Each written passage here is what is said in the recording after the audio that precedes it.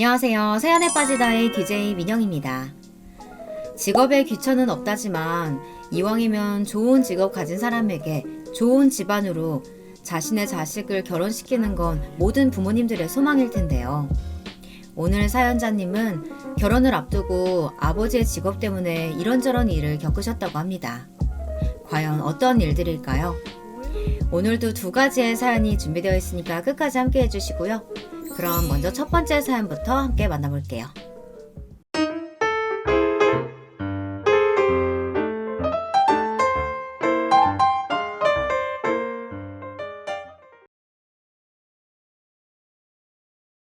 안녕하세요. 저는 남들보다 많은 나이로 결혼을 준비하고 있는 늦깎이 예비 신부입니다.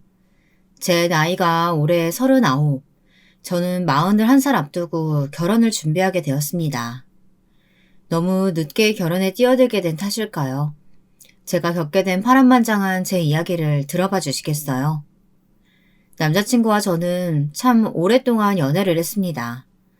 무려 16년이나 되는 세월을 지겹게 연애만 한 셈이죠. 둘 다 요새 말하는 비혼주의자라서 그런 건 아니냐고요? 아닙니다. 저는 무조건 40이 되기 전에 꼭 결혼을 하고 말리라 의지가 활활 불타오르는 쪽이었고, 남자친구는 저처럼 적극적인 건 아니었지만 그래도 결혼을 한다면 저와 한다는 쪽이었습니다. 그런 저희가 아직도 결혼에 꼴이 나지 못한 이유는 다름 아닌 시댁의 반대 때문이었습니다. 시댁 어른들, 특히나 시아버지께서는 처음부터 저를 꽤 탐탁치 않아 하셨어요. 의외죠. 제 친구들 보면 거의 다 시댁과의 갈등은 시어머니와 갈등이 99%거든요. 근데 저는 처음부터 왠지 시아버지와 갈등이 많은 편이었습니다. 남자친구와 저는 같은 대학, 같은 학과를 졸업했습니다. 거기서 처음 만나 연애를 시작했죠. 사실 제가 남자친구보다 나이가 3살이 많거든요. 남자친구가 처음 저희 학교에 입학했을 때 남자친구는 20살, 저는 23살이었죠. 처음부터 아버님은 그것도 참 못마땅해 하셨어요. 남자친구가 군대에 갈 때 제가 마중을 가겠다고 따라 나섰다가 어머님, 아버님을 뵙고 인사드렸던 것이 첫 만남이었습니다. 그때 그러시는 거예요. 여자가 연상인 경우는 잘못된 사랑이야. 어린 남자가 뭣도 모르고 먼저 좋다고 했어도 여자가 염치가 있으면 거절하고 다른 남자 찾아봐야지. 아, 어떻게 양심도 없이 3살이나 어린 남자 만나서 군대 마중까지 나와? 나는 제 마음에 안 든다. 이런 말씀을 하시는데 듣는 순간 울컥했지만 남자친구가 군대에 가기 싫다고 머리를 빡빡 깎고 어머님이며 제 손을 잡고 우열을 하고 있는데 제가 그 자리에서 불평불만을 할 수 있었겠나요? 그저 남자친구 배웅만 잘하고 돌아왔죠. 남자친구와는 오래 연애를 한 터라 같이 여행도 정말 많이 다녔거든요. 언제는 명절 연휴가 긴 때가 있어서 둘 다 휴가를 맞춰 해외로 한번 놀러 가려고 했었거든요. 근데 그 사실을 아버님이 아신 거예요. 설에 조상님 제사 지내야 되는데 해외여행을 간다고? 당장 취소해! 어디 결혼도 안 한 여자랑 남자가 여행을? 그것도 해외여행을 다니고 있어? 세상이 말세야 말세. 너무 완강하게 화를 내시는 아버님 덕분에 결국 여행까지 취소했다니까요. 그 덕분에 미리 예약해둔 비행기표며 숙소며 예약 취소금을 많이 물어내서 손해를 봤고요. 미리 쓰겠다고 회사에 낸 휴가도 취소할 수 없어 휴가까지 그냥 다 날려버리고 말았지 뭐예요. 이런 아버님에도 불구하고 결혼식을 감행한 이유가 있습니다. 제가 남자친구를 정말 많이 사랑하기 때문이에요. 남자친구가 군대에 갔을 때 한 번, 심하게 다투고 헤어지자는 이야기까지 나오고 서로 만나지 않았던 기간 동안에 2번, 남자친구와 장기간 떨어져 있었던 때가 그때 딱 2번이 있었는데요. 어찌나 남자친구가 보고 싶고 생각나던지 매일 밤마다 울면서 잠이 들었다니까요. 그때 깨달았어요. 저는 이 남자 없이는 살 수 없겠다. 다른 남자랑은 절대 결혼은 못하겠다 하는 걸요. 아무튼 그렇게 남자친구와 연애를 하며 16년의 시간을 보내고 드디어 결혼 준비를 시작하게 되었습니다. 아버님은 저를 아직도 그렇게 이쁘게 여기지는 않으셨지만 그래도 16년이라는 세월이 있잖아요. 대놓고 반대하지는 않고 아버님도 이제 남자친구와 제가 결혼하는 게 순서라고 생각하시는 것 같았어요. 마침 아버님 생신이시기도 하고 상견례 날짜도 의논드릴 겸 식당 예약을 해 찾아뵈었습니다. 아버님 생신 축하드려요. 근데 팔에 깁스를 하셨네요? 다치신 거예요? 너 우리한테 관심도 없으면서 관심 있는 척 하지 마라. 저번 달에 집 앞에서 우연히 만나고 그 사이에 전화 한 번이라도 했냐?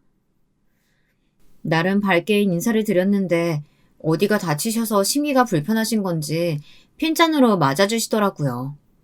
좀 욱할 뻔하기도 했지만 그래도 내 전화를 내심 기다리셨나 싶은 마음도 들어 조금 놀랍기도 하더라고요.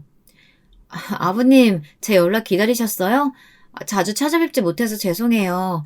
앞으로는 전화 자주 드릴게요. 나는 엎드려 절 받는 건 하기 싫다.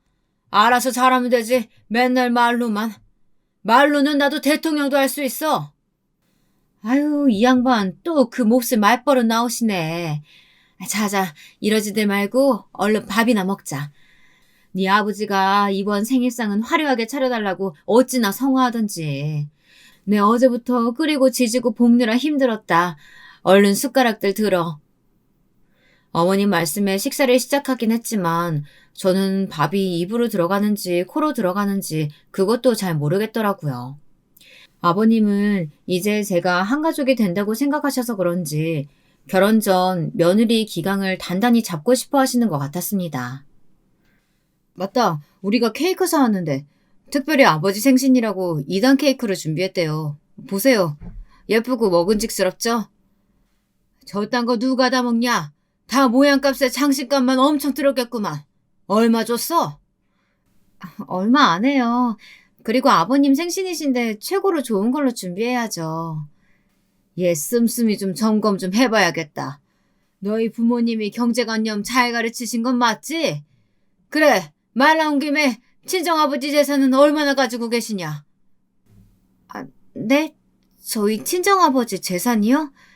그건 저도 잘 모르죠. 대략 짐작 가는 금액이라도 있을 거 아니야. 한 5억쯤은 있으시냐? 아님 10억? 글쎄요. 저는 진짜 잘 몰라요. 그리고 아버지 재산은 아버지가 힘들게 버신 돈인데 제가 나서서 물어보거나 물려달라고 할 수도 없고요. 저는 제가 벌어서 이 사람이랑 열심히 가정 꾸려보려고요. 요즘 세상에 젊은 애들끼리 어떻게 집 사고 자식 낳고 하냐? 한 5억쯤은 가지고 계시겠지. 그 돈 보태서 서울에 일단 집부터 사라. 서울요? 아유, 서울은 비싸서 못 사요. 저희는 경기도나 송도 이쪽으로 생각하고 있었는데요.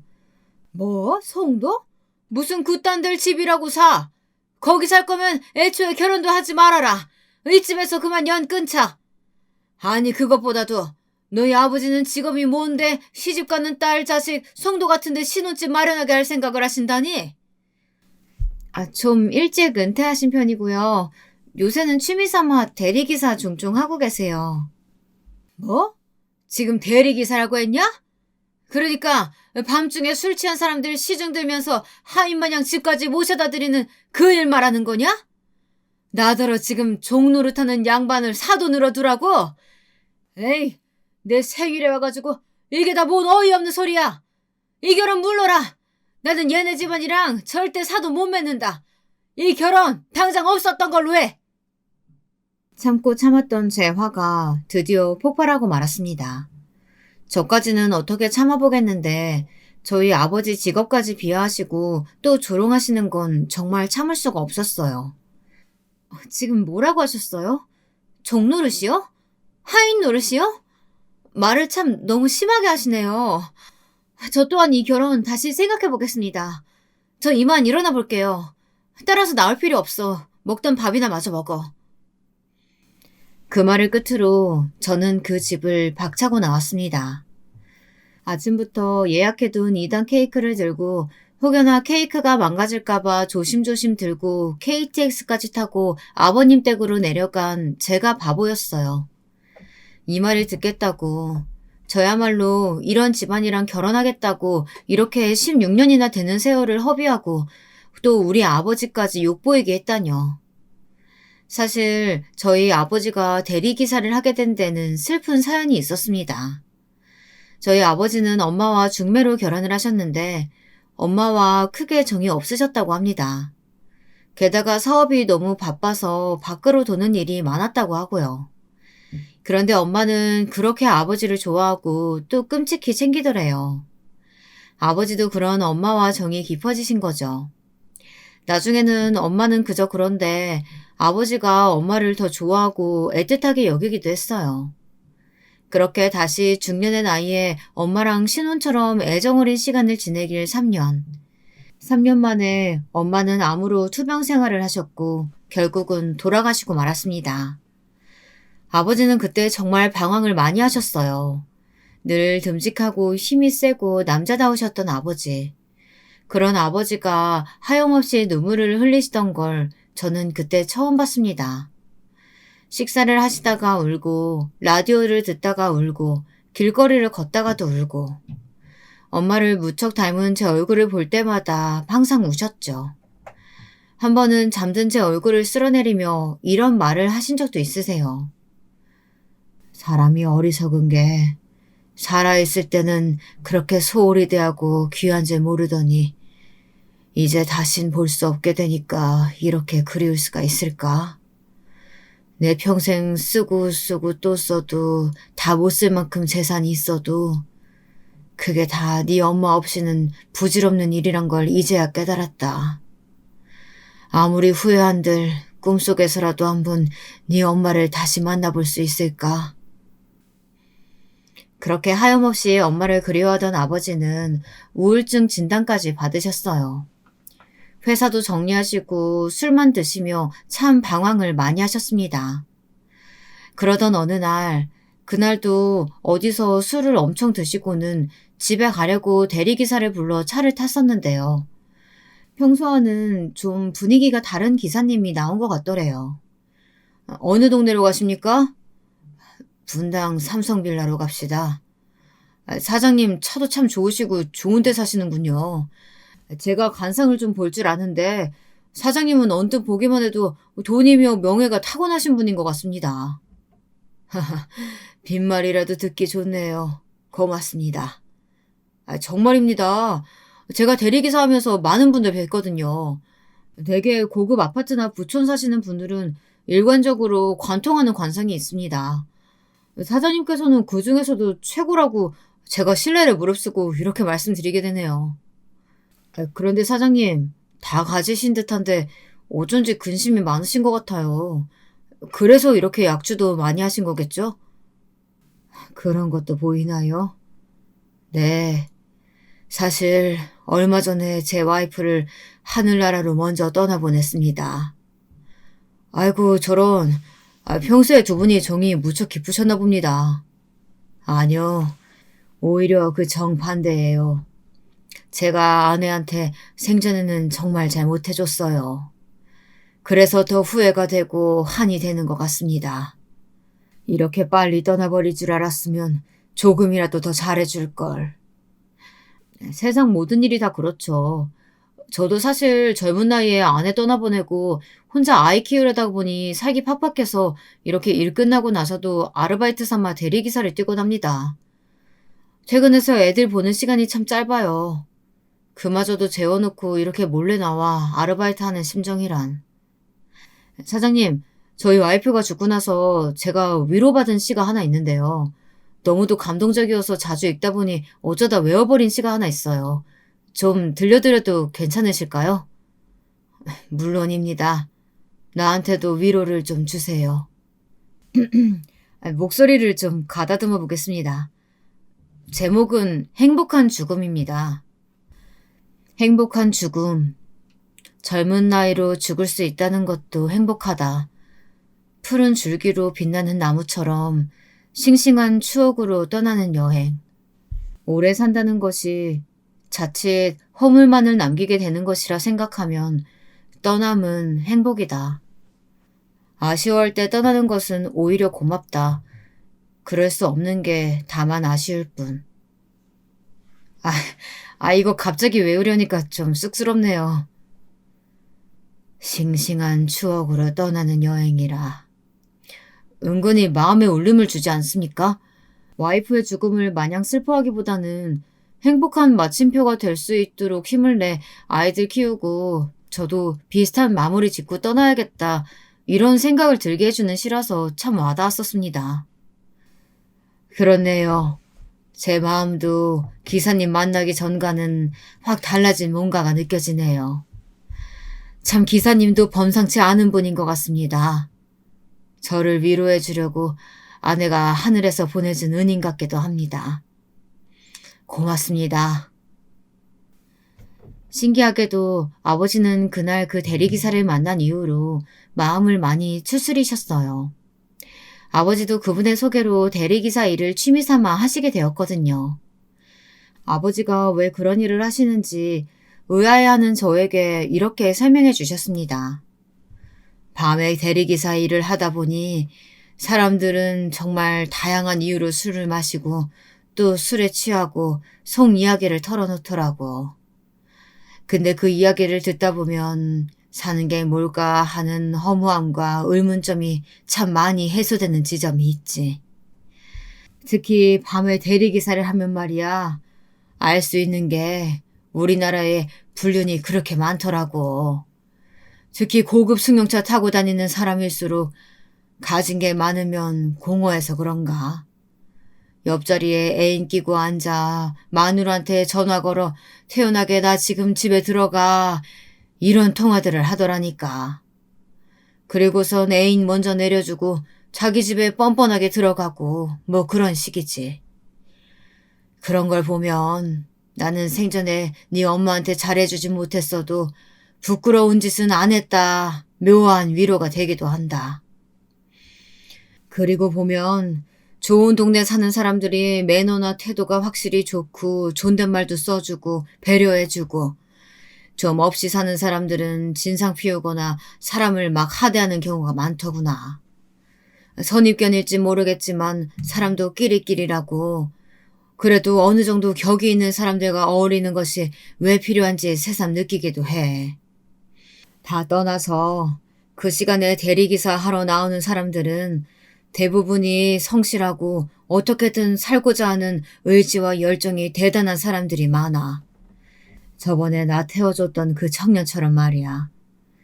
그 사람들과 일 끝나고 커피도 한잔하고 또 술 한 잔도 기울이다 보면 그 사람들의 생명력, 에너지, 그 팔팔한 기운 같은 것들이 내게도 전달되는 기분이지.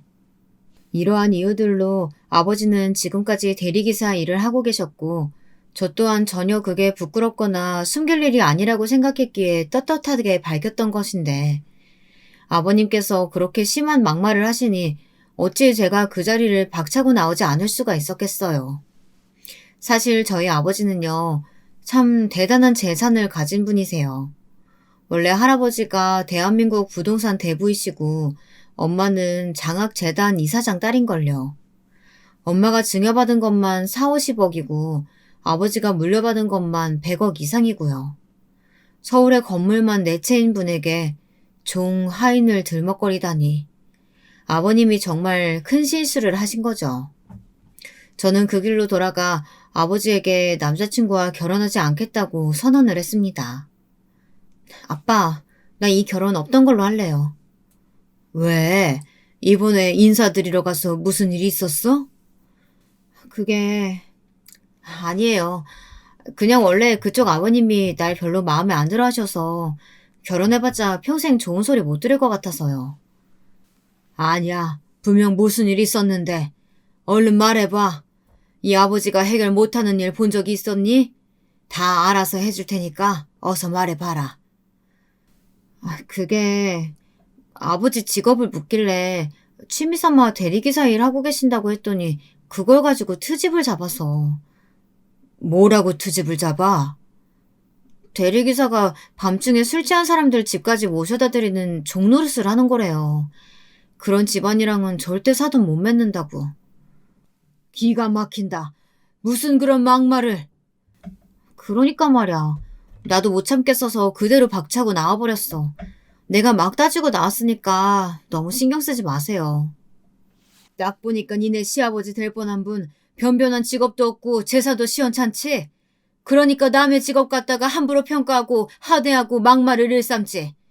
내가 가서 한번 본때를 보여줘야겠다. 그 집 연락처 좀 줘봐라. 저희 아버지 한번 화나시면 아무도 못 말리거든요. 저 또한 분하고 자존심이 상해서 아버지가 가서 한번 크게 혼내주시면 좋을 것 같다는 생각도 들었어요. 무엇보다도 저는 남자친구가 정말 괘씸했거든요. 그래도 저랑 만난 세월이 16년이잖아요. 자기랑 결혼까지 약속한 사람이 본인 아버지에게 그런 수모를 당하고 있는데 대신 나서서 싸워주는 건 바라지도 않았어요. 말리기는커녕 그저 멀뚱히 아버님과 제 얼굴을 번갈아 볼 뿐 그렇게 나서지 않는 남자친구가 얼마나 미웠는지 아세요?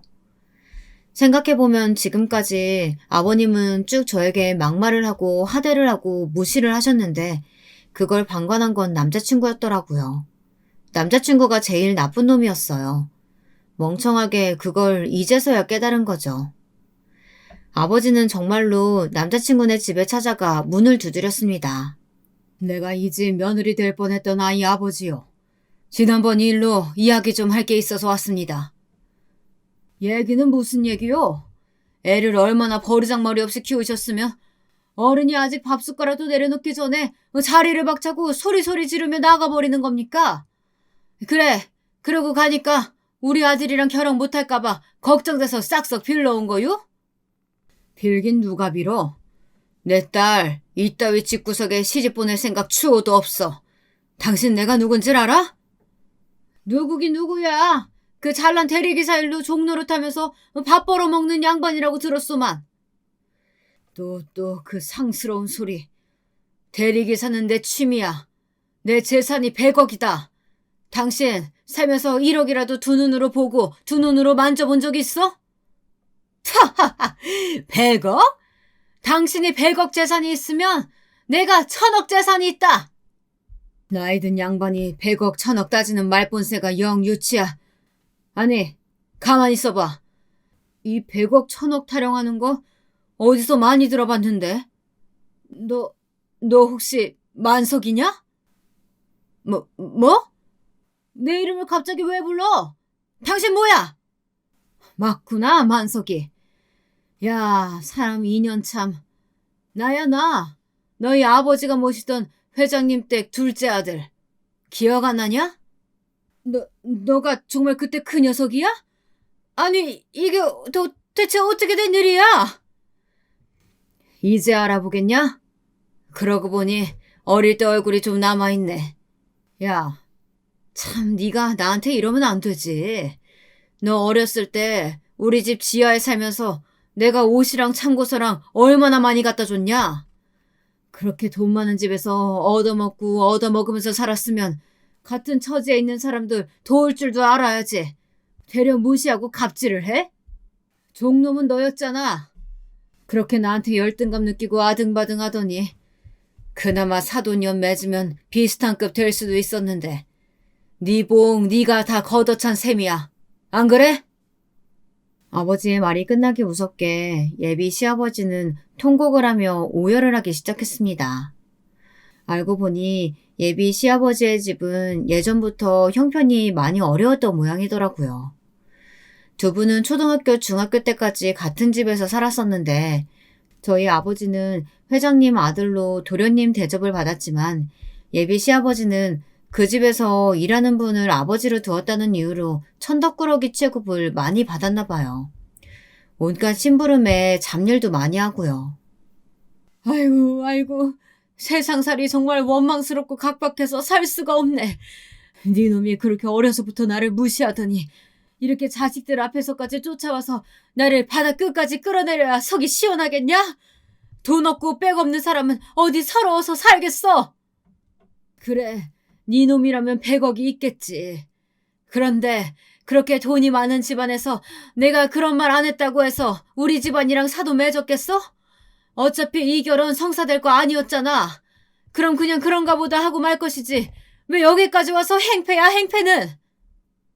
무슨 소리야. 네가 아직도 날 모르나 본데 나는 어려서부터도 그랬고 커서도 돈 가지고 째째하게 굴거나 사람 하대하고 갑질하는 그런 사람 아니다. 생각해봐라. 나 어렸을 때도 나는 너랑 정말 친하게 지내고 싶었어. 그래서 먼저 오락기 같은 것도 많이 빌려주고 같이 시내에 나가자고 꼬시기도 하고 그랬었는데 네가 자격지심에 늘 쭈뼛대고 내가 뭘 해줘도 감사하게 받지 않고 꼬아서 생각하니 어디 거지 적선하냐고 도리어 화내고 그랬던 거 아니야? 이번에도 그래. 나는 너희 집에 대해서 정말 자세히 몰랐다.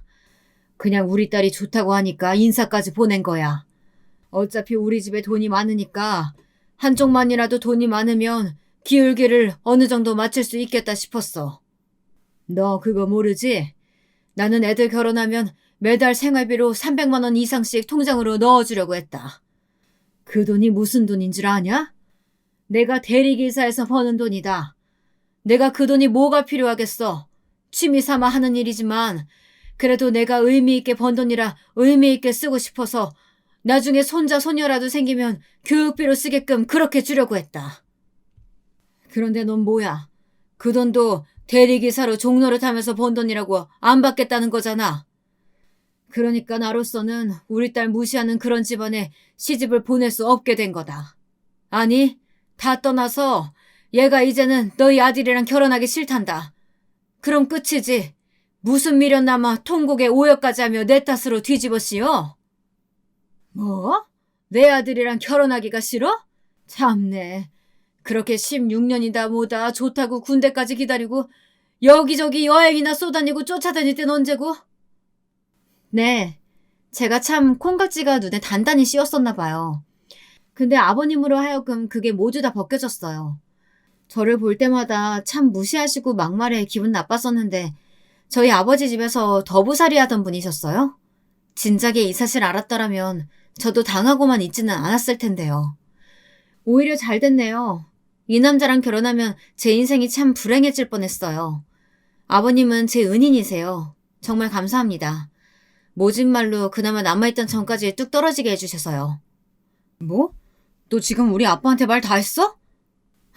웃긴다. 내가 그렇게 수모당할 때는 가만히 있더니 왜? 자기 부모 욕하는 건 못 참겠어? 그럼 우리 아버지 욕할 땐 왜 가만히 있었어? 너도 속으로 은근히 우리 아빠 대리기사 한다고 무시한 거 아니야? 그래, 솔직히 그런 마음도 있었다. 네가 너희 아버지 재산 말도 안 하는데 내가 니네 집에 부자인지 거진지 어떻게 알아? 솔직히 막말로 대리기사 장인어른 두고 싶어하는 남자가 대한민국 세상 청지에 어디 있냐? 네가 이제 본성이 드러나네. 이런 걸 좋다고 16년이나 만난 내가 바보지. 그래, 그만둬. 깔끔하게 헤어지자. 더 들을 말이 뭐가 있겠습니까? 저는 남자친구에게 마지막 이별을 고하고 아버지를 모시고 그 집을 떠났습니다. 집에 오는 길에 얘기를 들어보니 남자친구 아버지는 저희 아버지에게 보통 열등감을 가진 게 아니었더라고요. 글쎄 두 분이 어렸을 때 한 집에 살고 같은 초등학교, 중학교에 다녔다고 했잖아요. 초등학교 때 이런 안타까운 일들도 있었다고 하네요. 아무래도 예비 시아버지의 댁이 저희 아버지 집에서 심부름 등 소일거리를 하며 살다 보니 예비 시아버지도 그런 일을 해야 할 때가 참 많았다고 합니다. 특히 저희 할아버지가 그런 상명하복 이런 걸 참 좋아해서 온 가족이 하인 노릇을 하며 굽신거리도록 만들었다나요. 남자친구의 할머니, 그러니까 예비 시아버지의 어머니에게는 명절 제사 음식 만드는 걸 시키는 건 당연했고 김치 담그기부터 할머니의 잔심부름까지 차라리 가정부로 정식으로 드리면 되는데 그런 것도 아니고 그냥 내킬 때마다 심부름을 시키는 걸 좋아했대요. 예비 시아버지에게도 마찬가지였고요. 글쎄 저희 아빠와 예비 시아버지가 동갑내기이니까 둘이 같이 놀 때도 있잖아요. 그럼 내기도 하고 그랬는데 그럴 때마다 저희 아버지가 꼭 이기는 걸 저희 할아버지 눈으로 봐야 직성이 풀리셨대요. 만약에 저희 아버지가 지고 예비 시아버지가 이기면 아주 난리가 나는 거죠. 그러다 한 번은 두 분이 중학생 때 읍에서 큰 경시대회 같은 게 열렸는데 아버지와 예비 시아버지 둘 다 거기 나갈 자격을 얻게 된 거예요. 예비 시아버지는 그때가 절호의 기회였죠. 정정당당하게 공부로 그동안 한 번도 못 이겨본 저희 아버지를 이겨볼 기회요. 누구보다 열심히 공부해서 아버지보다 더 높은 상장을 받고 싶었나 봐요. 그래서 정말 코피가 터지게 공부에 공부를 했는데 막상 경시대회 당일날이 되니 저희 할아버지가 예비 시아버지를 경시대회에 나가지 못하게 한 거예요. 듣자 하니 너도 수학 경시대회에 나간다고? 네, 그렇습니다. 내 개인적인 일을 부탁해서 미안한데 우리 애가 입이 짧아서 국이랑 밥이 뜨끈하지가 않으면 몇 술 뜨지 않는 거 알고 있지? 그래도 점심은 든든하게 먹어야 애가 머리가 핑핑 돌아가 문제도 술술 잘 풀어낼 거 아니냐. 그래서 말인데 그날 경시대회는 포기하고 집에서 대기하고 있다가 엄마가 도시락 싸주는 거 그거 가져다가 시험장에 갖다 주면 좋겠는데. 그럴 수 있지? 그러자 예비 시아버지는 격렬하게 반항했다고 해요. 한 번도 그런 적이 없었는데 막 머리를 할아버지 턱 밑까지 들이대고 막 소리소리를 질렀대요. 제가 왜 그래야 돼요? 하루쯤 식은 밥 먹으면 어디가 어때서요? 그렇게 먹이고 싶으시면 직접 가져다 먹이시던가요. 돈이 많으면 다예요? 그놈의 돈. 100억, 1000억 가져도 그렇게 굴면 안 되는 거 아니냐고요. 회장님, 100억쯤 있어요? 그럼 내가 나중에 쳐서 1000억 벌게 되면 회장님이랑 쟤랑 막 부려먹어도 되는 거죠? 그 광경을 본 남자친구의 할아버지, 그러니까 예비 시아버지의 아버지가 막 달려나와 예비 시아버지의 뺨을 막 때려버렸대요.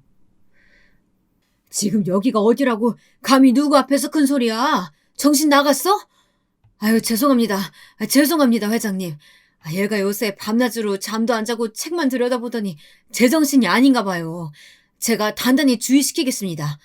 그리고 도련님 도시락도 제가 책임지고 갖다 주라고 하겠습니다. 이까놈이 나가봤자 도련님 발꿈치에도 못 따라갈 텐데요. 괜히 거길 나가겠다고 고집을 부려가지고 죄송합니다. 그러면서 저희 할아버지에게 연신 머리를 조아리는 걸 보고 예비 시아버지는 울면서 집을 뛰쳐나갔대요. 그 뒤로 아무런 소식이 없었다고 하고요. 그런 두 분이 지금 와서야 이렇게 우연히 다시 만나게 된 거였어요. 그 사연을 들으니 아버님의 그 대단한 자격지심과 막말이 어느 정도 이해가 가긴 했어요. 그래서 그렇게 성격이 삐뚤고 괴팍하게 된 거였구나. 참 안타깝다는 생각이 들었고요. 저는 그렇게 남자친구와 헤어졌고 다른 남자와 만남을 시작하게 되었어요. 이번에는 아버지에게 비밀로 하고 연애를 시작했죠. 그 이유는 지난번에 아버지에게 시를 읊어주었던 그 대리기사와 사랑에 빠졌기 때문이에요. 그 대리기사, 아니 오빠라고 할게요. 오빠랑은 남자친구와 파혼하기 전부터 알고 지냈던 사이였어요. 아빠가 첫 만남 이후로 오빠를 너무 좋아하고 각별히 여긴 나머지 주기적으로 만남을 이어오셨거든요. 몇 번 집에 초대해서 술자리를 갖기도 하셨어요. 저에게도 친오빠처럼 다정하게 대해줘서 저도 잘 따르곤 했었는데요. 남자친구와 헤어지고 맘고생을 왜 안 했겠어요. 사실 정말 힘들긴 했어요. 그래도 장장 16년이나 만났고 결혼까지 마음먹었던 사람과 가족끼리 웬수라는 이유로 헤어지고 나니 말로 표현할 수 없을 슬픔이 막 몰려오더라고요. 그때 곁에서 저를 참 많이 위로해준 게 그 오빠였어요. 좋은 말도 많이 해주고 좋은 책이 있으면 선물도 많이 해주고요. 아버지가 왜 그렇게 오빠가 한 말에 감동을 받고 우울증도 나으시고 이렇게 가까이 지내면서 좋아하시는지 알 것 같았어요. 오빠만 만나면 남자친구로 인한 힘듦이 없어지고 그나마 견딜 수 있었거든요. 둘이 자주 만나 속 이야기를 나누다 보니 오빠의 딱한 사정도 듣게 되었는데요. 그것도 참 제 마음을 움직이는데 큰 원인이 되었습니다. 오빠의 딸과 아들이 엄마 없이 자라는 가슴 아픈 이야기를 듣고 있으면 제 안에 있는 모성애가 꿈틀거리는 것 같았죠. 제가 오빠의 와이프가 되고 아이들의 엄마가 되어 아픈 상처들을 보듬어주면 어떨까. 이런 생각을 저도 모르게 하고 있더라고요. 그렇게 하루, 이틀, 일주일, 한 달, 매일같이 만나다 보니 저희는 자연스럽게 연인이 되어 있었습니다. 아버지에게는 절대로 비밀로 했죠. 우리 아버지가 오빠를 예뻐해도 사윗감으로 쉽게 받아들이지는 않을 것 같았거든요. 아내와 사별하고 홀로 아이들을 키우는 남자를 만난다는 걸 환영할 부모가 어디 있겠어요. 그렇게 몰래 만남을 이어가던 중이었습니다. 꼬리가 길면 밟힌다고 했던가요? 오빠와 헤어지기 아쉬운 마음에 몰래 집 앞 골목길에서 손을 잡고 이런저런 이야기를 하고 있는데 갑자기 불쑥 아빠가 나타나는 것 아니겠어요? 내 요즘 둘이 수상하다고 생각했어. 설마 했는데 너희 지금 여기서 둘이 뭐하고 있는 거냐? 설마 내가 생각하는 그거 맞는 거 아니지? 아빠, 미국으로 며칠간 투자 겸 여행 가신다고 해서 그런 줄 알았는데 어떻게 이렇게 빨리 들어오셨어요? 지금 그게 중요한 게 아니잖아. 자네가 한번 이야기해보게. 내가 자네를 얼마나 믿었는데 어떻게 나한테 이럴 수가 있어? 죄송합니다. 진작에 말씀드리고 인사도 드렸어야 했는데 본의 아니게 숨기게 되었습니다. 정말 죄송합니다. 지금 내 딸을 심심풀이 연애 삼아 만나는 건가? 아니면 혹시나 결혼까지 마음먹고 만나는 거야? 둘 다 말이 안 돼. 내가 자네 사정 뻔히 아는데 어떻게 이럴 수가 있냐고. 남자친구와의 일에도 유연하게 대처하셨던 아버지는 오빠와 제가 둘이 있는 걸 목격하시고는 그대로 무너지고 말았습니다. 내가 얘를 키우면서 정말 정성 들여 키웠어. 애가 태어났는데 조그만 게 너무 예쁘고 귀해서 와이프한테도 없던 정도 막 생길 정도였는데 얘도 크면서 얼마나 예쁜 짓을 많이 하면서 난 행복하고 기쁘게 해주는 줄 알아? 남의 자식들은 사춘기다 뭐다 한 번씩 부모 속 썩인다는데 얘는 공부도 잘해, 착실해, 아빠한테 늘 살갑게 굴어. 그러면서 내 속 한 번 썩인 적이 없었어. 그런데 그런 애가 이렇게 남자 문제로 나를 2번씩이나 힘들게 할 줄이야. 저도 제가 이렇게 될 줄은 정말 몰랐습니다. 제가 아버지 속을 썩이려고 작정하고 그랬겠나요. 저에게도 아버지의 반응은 좀 놀랍긴 했습니다. 아버지가 오빠를 탐탁지 않게 생각할 줄은 알았지만 이렇게 면전에서 완강하게 반대할 줄은 몰랐거든요. 오늘은 아무래도 너무 갑작스럽고 놀라셔서 경황이 없으신 것 같습니다. 멀리 다녀오셨으니 여독도 있으셨겠죠. 오늘은 이만 쉬시고 저는 다음번에 정식으로 다시 찾아뵙겠습니다. 놀라게 해서 다시 한번 죄송하단 말씀 드립니다. 그럼 쉬십시오, 사장님.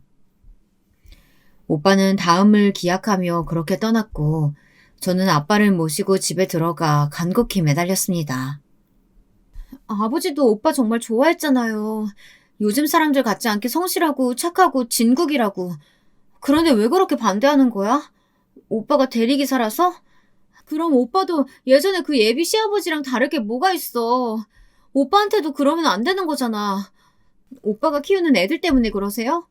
나 사실은 애들도 몇 번 이미 만나봤어. 애들이 오빠 닮아서 얼마나 착하고 순한데 벌써부터 날 따르기도 하고. 저 자신 있어요. 딱 한 번만 허락해주면 안 될까? 앞으로 잘 사는 모습만 보여드릴게. 아빠, 제발. 그래, 사람 하나만 보면 참 곱고 올바른 사람이지. 근데 아내랑 이혼한 것도 아니고 사별을 했잖아. 저번에 이야기 들어보니까 그 여자가 첫사랑이라던데. 남자는 말이다. 한 번 빠진 첫사랑은 평생 잊지 못하는 법이다. 더군다나 서로 정이 떨어져서 헤어진 것도 아니고 안타깝게 아내 떠나보냈는데 평생 마음 한구석에 전부인 묻어두고 얼마나 그리워하면서 살 건지 상상이나 할 수 있겠어? 게다가 애들까지. 넌 그 자리 들어가면 그냥 그 전부인 빈자리 대신하는 것밖에 안 돼. 배울 만큼 배웠고 집안 좋고 인물 빠지지 않는 너 같은 애가 왜 그런 자리로 시집을 간다고 난리란 말이야. 니네 엄마도 하늘에서 이 사실 알면 오열하실 거다. 나중에 이 아버지가 죽어서 엄마 얼굴 어떻게 보게 하려고 그러냐? 절대 안 돼. 절대 안 된다. 차라리 그때 걔 전에 만나던 그 만석이 아들 놈이 훨씬 나. 그나마 그 놈은 새 장가라도 드는 놈이지. 벌써 헤어진 사람 얘기는 왜 꺼내고 그러세요? 아무튼 저 이번에는 절대 못 헤어져요. 둘이서라도 어떻게든 다시 시작해볼 테니까 그렇게 아시라고요. 그렇게 저는 아버지께 으름장을 놓았고 기왕에 걸린 거 오빠와 대놓고 연애를 하기 시작했습니다. 그래야 아버지도 빨리 포기를 할 것 같았거든요. 그런데 말입니다. 헤어지고 나서 미안하다는 연락조차 없었던 남자친구가 연락을 해오기 시작했습니다. 내가 꼭 마지막으로 할 말이 있어서 그래. 한 번만 만나주면 안 될까? 그래도 우리 16년이나 만났는데 마무리는 제대로 해야 하잖아. 제발, 안 될까? 남자친구의 간곡한 애원에 저는 약속 장소로 나갔습니다. 나가보니 익숙한 모습의 한 명이 더 앉아있더라고요. 저는 그가 누군지 알아보고 놀라움을 금치 못했습니다. 아니, 아버님께서 여긴 어쩐 일이세요? 그렇습니다. 남자친구는 저에게 말도 없이 아버님을 대동하고 나온 것이었습니다. 내가 너를 볼 면목은 없지만 그래도 너에게 꼭 사과는 해야 할 것 같아서 이렇게 예를 시켜서 너를 불러냈다. 놀랐다면 미안하다. 아닙니다. 이미 다 끝난 일인걸요. 사과하려고 나오신 건가요? 네, 아버님 사과 잘 받아드릴게요. 그럼 됐죠? 이제 사과 다 하신 거죠? 저 가도 될까요? 황급히 자리에서 일어서려고 하자 남자친구가 제 팔목을 붙잡아 다시 앉혔습니다. 아, 왜 여기까지 나와서 그렇게 마음이 급해. 사실 나도 사과하려고 나왔어. 미안해. 그리고 우리 다시 시작하자. 나 너 없이는 정말 안 될 것 같아. 너랑 헤어지고 지금까지 너무 힘들었어. 내가 다 잘못했어. 용서해줘. 아니, 이제 돌이키기엔 너무 늦은 것 같아. 우리 사이는 끝났어. 그리고 나 벌써 만나는 사람도 생겼어. 그러니까 그만 돌아가.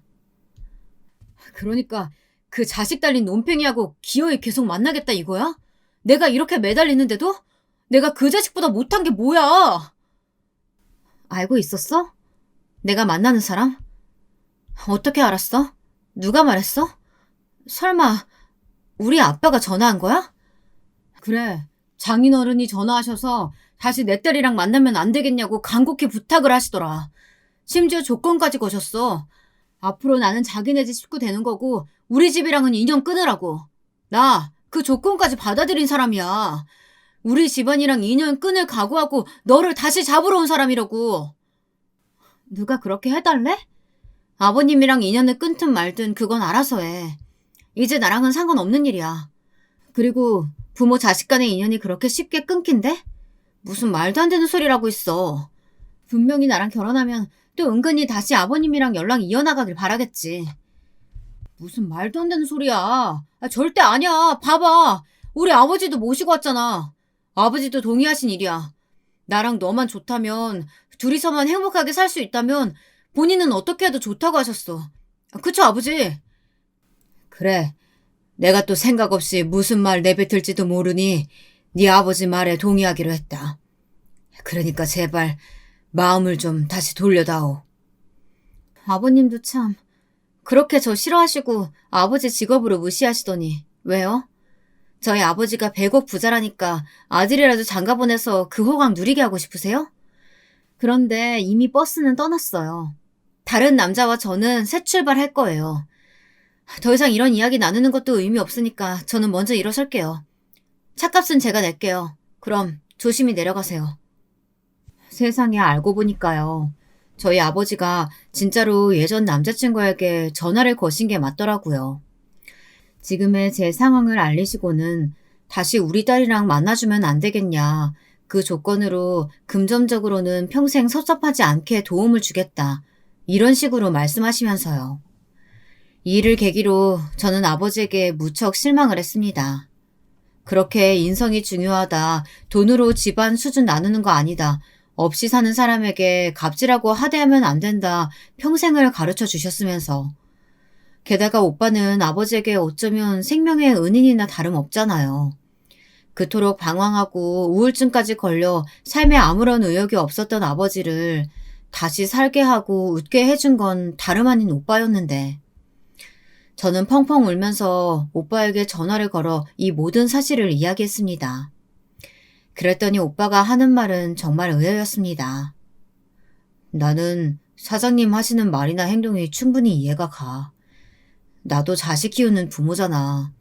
나 같아도 우리 딸이 나 같은 자식이랑 결혼하겠다고 데려오면 속상할 것 같은데. 오빠, 그런 말이 어딨어? 오빠까지 나 속상하게 할 거야? 내가 아직 아버님께 믿음직한 모습을 못 보여드려서 그런가 봐. 조금만 기다려줄래? 내가 책임지고 아버님께 내 진실될 모습 보여드려서 마음 단단히 돌려놓을게. 그나마 오빠가 이렇게 말해주니 조금이나마 안심이 되고 위안이 되더라고요. 그 이후로 오빠는 저희 아버지에게 진심 어린 마음으로 다가갔습니다.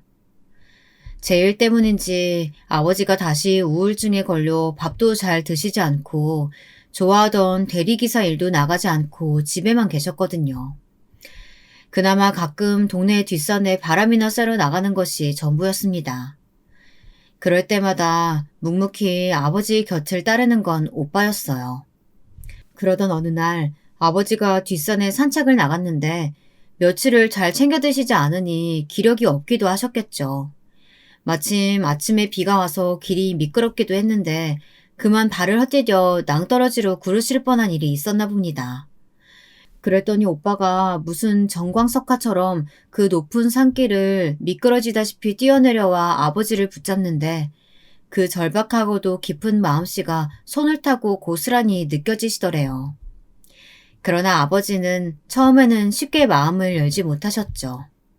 놔, 이거 놔. 난 더 이상 이 세상에 미련 없어. 그냥 떨어지게 놔둬. 절대 못 놓습니다. 가시려거든 저까지 데리고 가세요. 이 손만은 절대 못 놓습니다. 차라리 제가 헤어지겠습니다.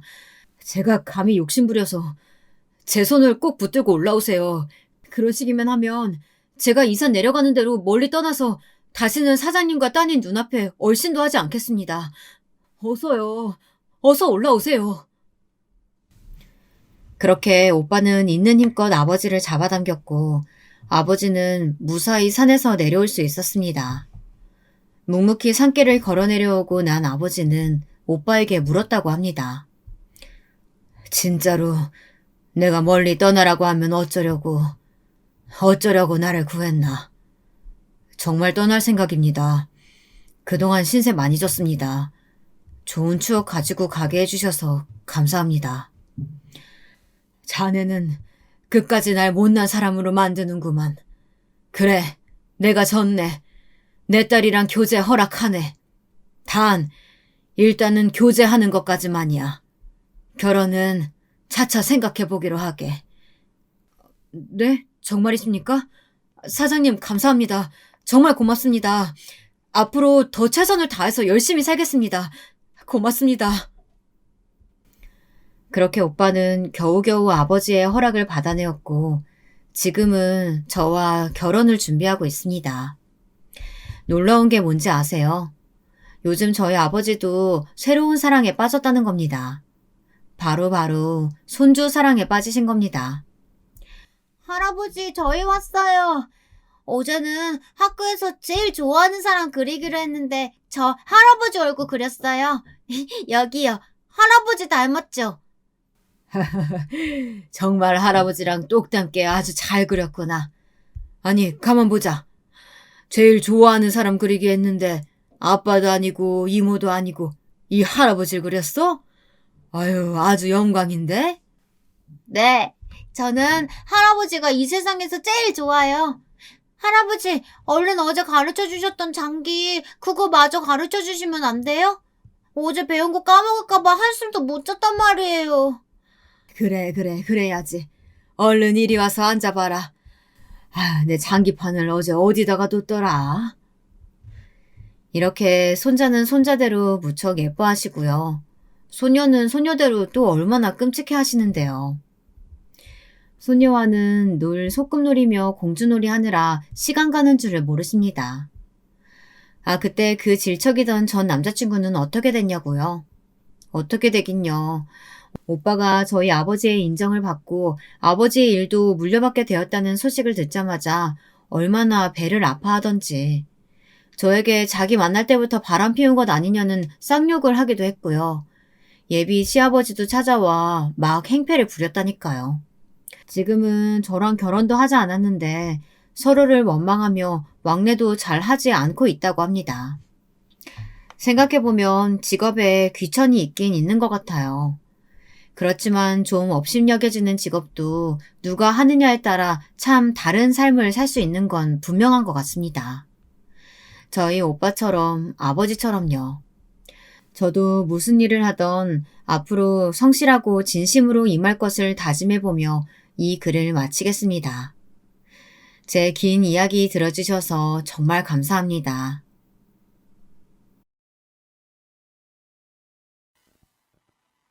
안녕하세요. 저는 이제 갓 70을 넘긴 두 아들을 둔 평범한 사람입니다. 요즘 여러분의 사연 듣는 재미에 시간 가는 줄 모르다가 문득 제 인생에 있었던 기막힌 이야기를 들려드리고 싶어 이 글을 씁니다. 저에게는 몹시 마음 아픈 일이었지만 한편으로는 인생에 큰 깨달음을 준 경험이기도 했기에 여러분들의 생각도 궁금하고 그렇네요. 그럼 제 이야기 지금부터 시작해 보겠습니다. 저는 두메산골에서 7남매 중 둘째로 태어났습니다. 제가 살던 동네는 버스도 1시간에 한 대 오곤 해서 저는 항상 동생들과 학교를 한참 걸어 다녔어야 했어요. 흙길을 걸어 다니며 중학교를 겨우 졸업하고 저는 생계전선에 나서게 되었습니다. 처음에는 동네 바느질 거리를 어머니와 함께 받아와서 바느질 요령을 배워서 어머니와 바느질을 하다가 나중에는 근처 도시에 있던 미싱 공장에 다니게 되었습니다. 처음 미싱을 배우면서 손가락도 많이 다치고 피가 철철 날 때에는 고향에 계신 엄마도 너무 보고 싶고 서러웠지만 점차 기술이 익숙해지고 대우를 받게 되자 나름 도시 생활도 할 만하구나 하고 생각하게 되었습니다. 같은 고향에서 올라온 언니 동생들과 함께 방 2칸의 허름한 집을 같이 살면서 저희는 돌아가며 밥도 해먹고 나름 쉬는 날엔 맛있는 빵을 판다는 빵집도 가보면서 즐겁게 지냈습니다. 사실 굴러가는 낙엽만 봐도 웃음이 난다던 젊다 못해 어린 나이였으니 뭘 해도 즐거웠던 것 같아요. 그렇게 저는 20살 초반이 될 때까지 계속 미싱 일을 했습니다.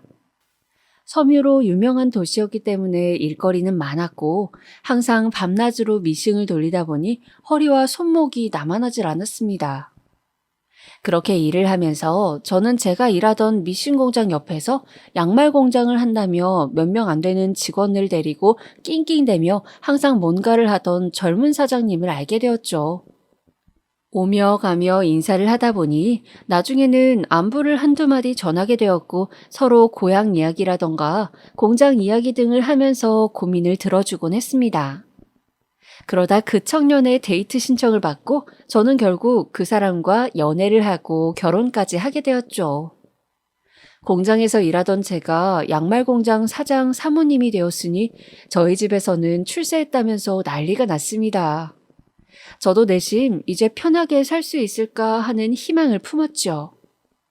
그런데 결혼한 지 1년쯤 되었을 무렵 저의 첫 아들이 뱃속에서 6개월 정도 되었을 때였습니다. 갑자기 걸려온 전화를 받고 남편이 황급히 뛰쳐나가는 것이었어요. 저는 갑자기 달려나가는 남편에게 물었습니다. 여보, 무슨 일이에요? 남편은 점퍼를 대충 걸쳐 입으며 공장에 불이 났다나 봐. 어서 가봐야 하니 얘기는 나중에 해줄게. 라는 말을 남기며 달려나가는 것이었습니다. 저는 불안한 마음에 잠도 못 자고 남편을 기다렸어요. 그런데 새벽 늦게서야 돌아온 남편 말이 공장의 대부분이 다 불타버렸다는 겁니다. 저와 남편은 너무 허탈한 마음에 긴 한숨을 쉬었어요. 그 공장은 남편이 젊은 시절 수많은 아르바이트를 하면서 조금씩 모았던 피 같은 재산을 다 투자해서 세운 것이었습니다. 저도 남편도 기가 막혔죠. 그렇게 첫 아이를 뱃속에 품은 채 가세는 기울어졌어요.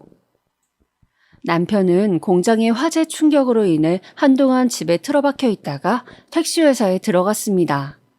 배움이 짧은 남편이 당장 할 수 있는 일로 적당한 것이 택시였기 때문이죠. 남편은 열심히 해서 꼭 개인 택시를 마련하겠다며 다시 삶의 희망을 불태우더군요. 그때까지만 힘들어도 아기를 키우며 버텨보자고요. 저는 집에서 살림을 하고 아기를 키우면서 동네 바느질거리가 있으면 받아다가 바느질을 하기도 하고 나름 소일거리를 조금씩 하면서 돈을 아껴 쓰려고 노력했어요. 어차피 어린 시절부터 가난하게 살았으니 다시 그때로 돌아간 것뿐이라고 힘들 때면 애써 그런 말들을 되뇌이곤 했습니다.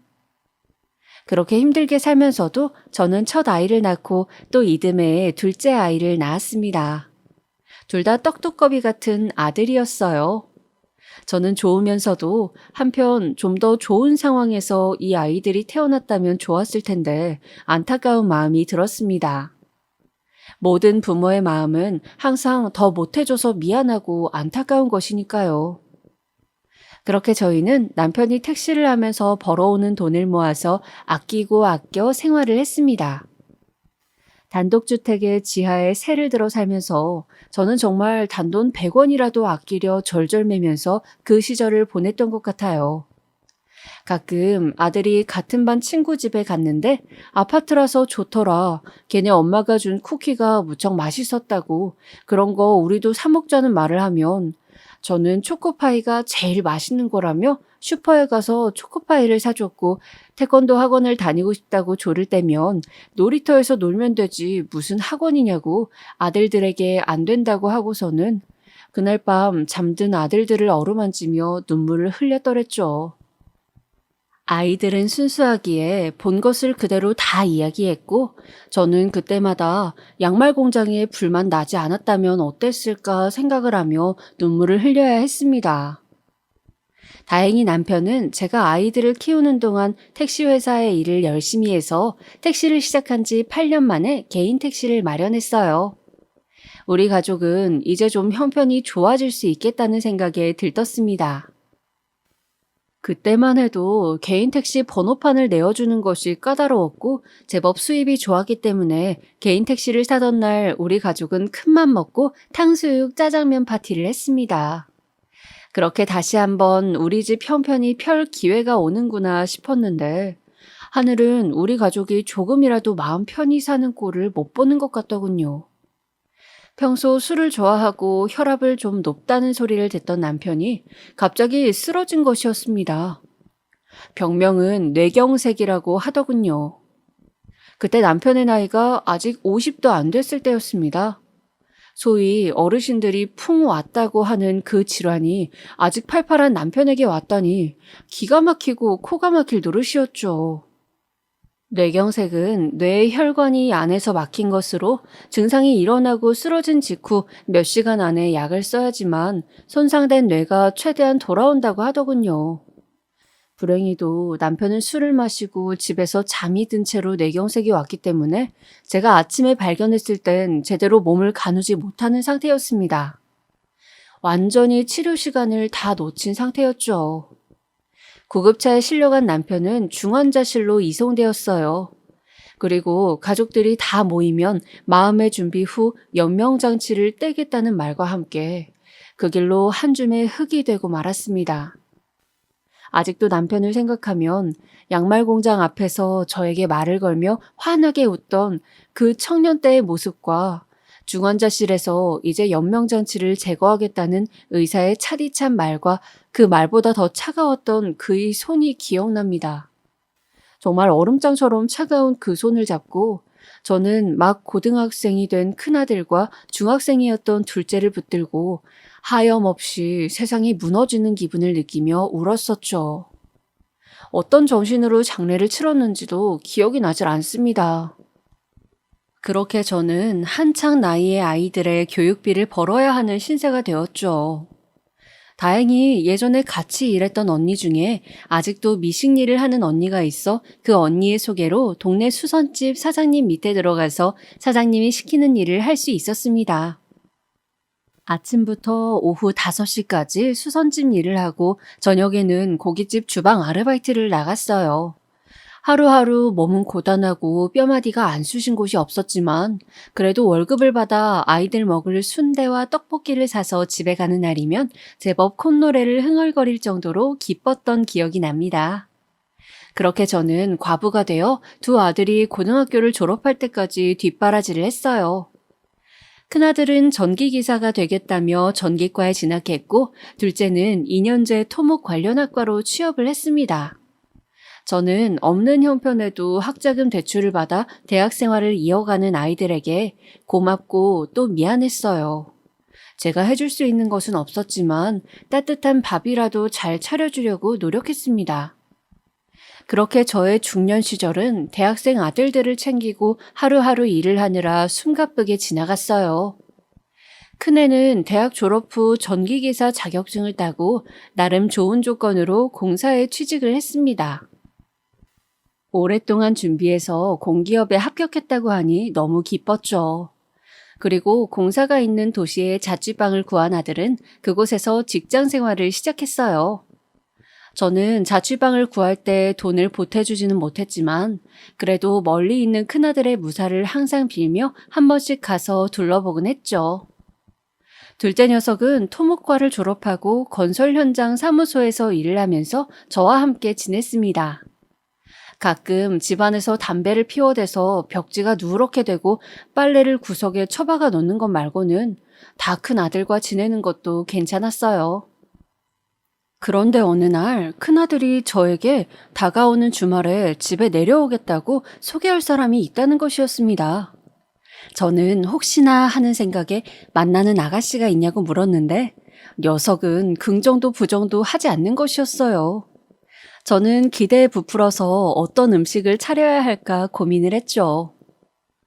그리고 드디어 큰아들이 내려오기로 한 날이 되었습니다.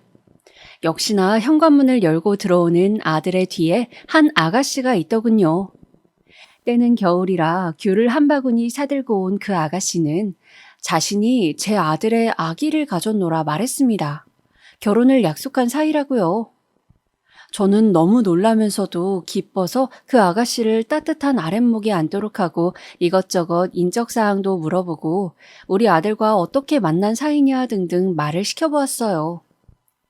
그런데 갑자기 그 아가씨가 울음을 터뜨리는 것이었습니다. 사실은 자신은 약혼자가 있다고, 그런데 어쩌다 보니 같은 회사를 다니던 제 큰아들과 좋아져서 아기까지 가지게 되어 집에서 내쫓길 신세라고 말이죠. 저는 부모님께 내쫓기게 되었다는 그 아가씨에게 할 말이 없었습니다. 내 아들이 너무 못난 짓을 해서 이렇게 된 것이라 생각했죠. 타지에 있는 아들을 내가 좀 더 잘 살폈어야 하는데 그러지 못한 것 같아 후회도 되더군요. 그래서 울고 있는 그 아가씨에게 말했습니다. 둘이 살 집은 내가 마련해 주겠노라고. 시간이 지나면 부모님도 이해하고 축복해 주실 테니 너무 걱정 말라고 말이죠. 당시 제 수중에 있는 돈은 월세를 탈출하기 위해서 제가 모아둔 2천만 원 뿐이었습니다. 저는 2천만 원으로 전세를 얻으려던 제 목표를 포기하고 그 돈을 결혼을 준비하는 아들 내외에 전세금으로 쓰라고 내놓았죠. 다행히 아들네는 제가 사는 지역에 집을 얻을 계획이라 서울만큼 집값이 높지는 않아서 아기와 새 식구가 거처할 만한 집 전세를 얻을 수는 있었습니다. 그렇게 큰아들 녀석은 처가의 반대로 제대로 결혼식을 올리지도 못하고 그냥 혼인신고만 하고 제가 보태준 전세금 2천을 가지고 결혼 생활을 시작하게 되었죠. 둘째 아들 녀석은 토목기사를 따고 하는 일이 잘 되어 돈을 잘 벌었습니다. 원래 좀 노는 것을 좋아하는 성격이라서 일을 하기 싫으면 나가질 않고 째버리기도 하고 하루 종일 담배만 벅벅 피면서 방 안에서 뒹굴 때도 있었습니다. 저는 둘째도 어서 큰애처럼 가정을 꾸렸으면 하는 마음이 굴뚝 같았지만 그런 이야기를 하면 인상을 쓰면서 나가라고 소리 지르기 일쑤였기 때문에 나중에는 이야기도 하질 않게 되더군요. 그러던 둘째가 갑자기 어느 때부터인가 달라졌습니다. 갑자기 옷차림에 신경을 쓰기도 하고 콧노래를 부르기도 하더라고요. 눈치상 연애를 시작한 것 같았습니다. 저는 궁금해 죽을 지경이었지만 지형이 그랬던 것처럼 언젠가 때가 되면 말해주겠지 기대를 하면서 기다렸습니다. 역시 그때는 오긴 오더군요. 어느 날 저는 동네 시장에서 장을 봐서 늦은 귀가를 하고 있었어요. 그런데 어떤 젊은 남녀가 우리 집 골목 어귀에서 서로 끌어안고 있는 것이 아니겠어요? 저는 어머 남사스러워라 하면서도 흘깃흘깃 그들을 훔쳐보았습니다. 그런 풋풋한 젊음이 좋아 보이기도 했거든요. 그런데 어쩐지 커플 중 남자의 모습이 낯이 익더군요. 네, 그 남자는 바로 제 둘째 아들이었습니다. 놀란 나머지 정은아 하고 부르자 엄마? 제 아들놈은 얼굴이 시뻘개진 채 화들짝 놀라면서 안고 있던 팔에 힘을 풀더군요. 그리고 그 팔에 가려져 있던 아가씨가 황급히 저에게 고개를 숙이고 인사를 했습니다. 앳되고 순진해 보이는 복숭아빛 뺨을 가진 아가씨였어요.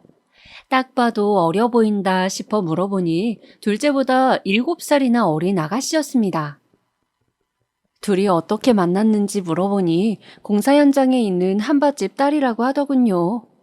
오며 가며 밥을 먹고 하다 보니 엄마를 도와 서빙을 하던 이 아가씨와 농담 한두 마디 정도 나누면서 서서히 친해졌는데 제 아들이 용기를 내서 영화를 보러 가자고 했대요. 그렇게 만나게 된 지 3달이 되어 간다고 했습니다. 저는 길에서 끌어안고 있었던 모습이나 또 첫째 며느리와 달리 대학도 나오지 않은 그 여자아이가 좀 탐탁지 않았어요. 그래도 제가 뭘 해줄 형편도 안 되고 그동안 해준 것도 없기에 말릴 입장도 아니라는 생각에 길에서 끌어안고 그러지는 말라고 당부를 하고 그냥 아가씨를 바래다 주라고 하고 집에 들어왔습니다. 그 후로도 눈치상 둘째 놈은 그 앳된 아가씨를 만나는 것 같았어요. 데이트 다녀오냐고 물어보면 긍정도 부정도 하지 않더라고요. 저는 걱정이 되기도 해서 더 캐묻고 싶었지만 또 지나친 간섭이라고 느낄까봐 내버려 두었습니다. 그러던 어느 날 같이 저녁으로 된장찌개를 먹고 있는데 둘째가 저에게 결혼 이야기를 꺼냈습니다. 엄마, 나 결혼을 해야 될 것 같은데. 갑자기 무슨 결혼이야? 너 모아놓은 돈도 없는데 어떻게 결혼을 해? 저번에 본 그 아가씨니? 둘째는 이제 결혼을 해야 할 것 같다고 더 이상 끌면 여자친구와 헤어져야 할 것 같다고 돈을 좀 해달라고 했습니다. 모아놓은 자금이 하나도 없다고요. 저는 난처했습니다. 큰애가 결혼한 지 얼마 되지 않았고 제가 그때 준 2천이 제 전 재산이나 다름없었기 때문입니다.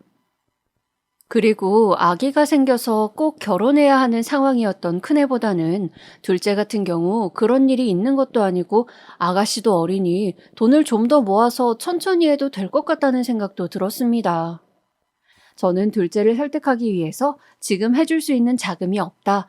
1, 2년 후에 결혼하면 보태줄 수 있을 것 같다고 이야기하면서 너도 그 아가씨도 돈을 좀 더 모아서 결혼을 하면 어떻겠냐고 재차 이야기를 했습니다.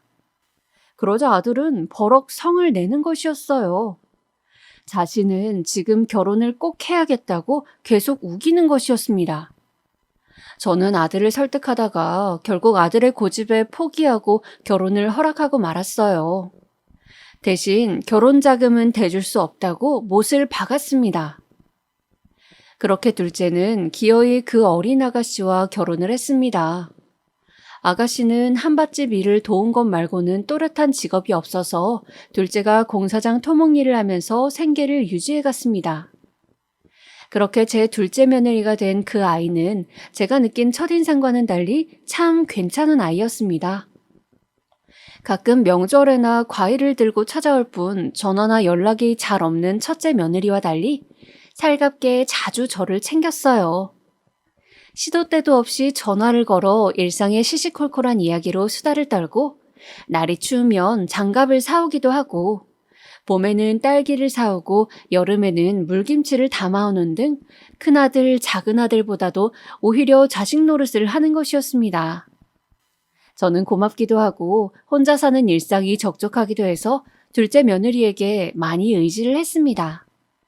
결혼할 때 돈을 못 보태준 미안함도 있었고 처음에 마음에 안 들어 했던 미안함도 있어 더 챙기려다 보니 서로 더 가까워진 것 같았죠. 그러던 중 둘째 며느리의 몸에 태가 달라지더군요.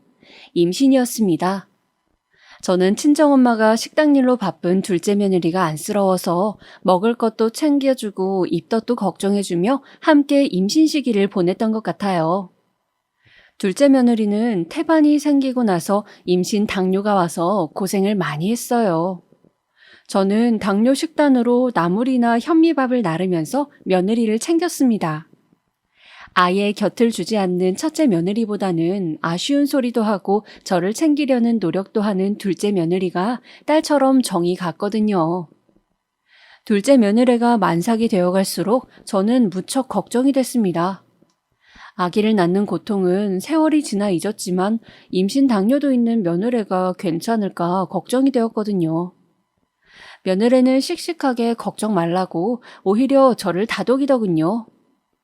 그런데 출산을 한 달 앞두고 갑자기 둘째 며느리가 쓰러졌습니다. 뭔가에 충격을 받았는지 아기가 밑으로 너무 내려왔고 산도가 열렸다는 것이었어요. 결국 마지막 한 달은 꼬박 병원에서 누워 대소변을 받고 지내야 했죠. 무심한 아들 녀석은 마누라가 그렇게 누워있는데 몇 번 들여다보더니 볼 일이 있다며 나가버리곤 해서 제가 병원을 꼬박 지키고 며느리를 챙겼습니다. 그렇게 우여곡절 끝에 아기는 3.5kg으로 태어났어요. 볼이 통통한 귀여운 사내 아이였죠. 저는 첫째 며느리가 낳은 손주는 얼굴도 가물가물할 정도로 자주 보지 못했는데 둘째 손주는 거의 매일 돌보다시피 했어요. 당연히 정이 듬뿍 들었죠. 오랜만에 보는 핏덩이라 요리 봐도 예쁘고 저리 봐도 예쁘고 정말 정신을 못 차릴 정도로 둘째네 손주에게 빠졌던 것 같아요. 그렇게 저는 남편을 잃고 힘든 세월도 다 잊은 채 손주에게 빠져 지냈습니다. 그런데 그 행복이 영원했다면 좋았을 텐데 운명은 또 저에게 가혹한 시련을 주더군요. 바로 둘째네의 이혼이었습니다. 어느 날 둘째 며느리가 저에게 할 말이 있다고 하더군요. 어머니, 오늘 저랑 술 한잔 하실래요? 어쩐 일로 즐기지도 않는 소주를 내오더니 안주라며 나물이며 고기며 이것저것 차리더군요. 저는 의아했지만 일단 며느리 말대로 식탁에 앉아 술 한 잔을 받았습니다. 아가, 무슨 일 있니? 표정이 안 좋구나. 아들 녀석은 아직도 집에 들어오지 않고 있었어요. 밤 10시가 다 되었는데도요. 그러고 보니 아들 녀석이 요즘 늦게 들어오거나 외박이 잦다는 생각이 문득 들었습니다. 저에게 술 한 잔을 따르고 자신의 잔에도 한 잔을 따른 며느리는 술을 다 털어 마시더니 술잔을 내려놓고 갑자기 어깨를 들썩이면서 눈물을 흘리는 것이었어요. 어머니, 어머니 죄송해요. 제가요. 이혼을 해야 될 것 같아요. 아니, 얘야. 이게 무슨 소리야, 어?